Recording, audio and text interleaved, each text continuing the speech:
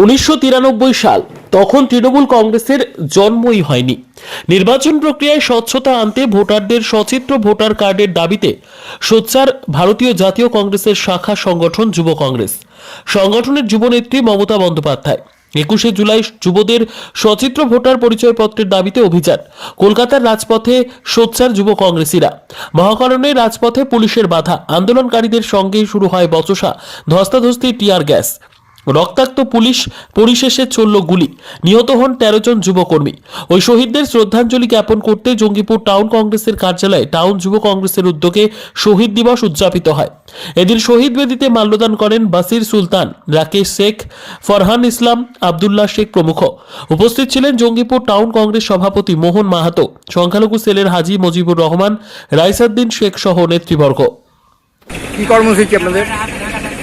আজকে 1993 সালের 21শে জুলাই ভোটার কার্ডকে ভোট দেওয়ার জন্য সচিত্র পরিচয়পত্র করার জন্য যুব কংগ্রেস 1993 সালের 21শে জুলাই মহাকরণ অভিযান করেছিল।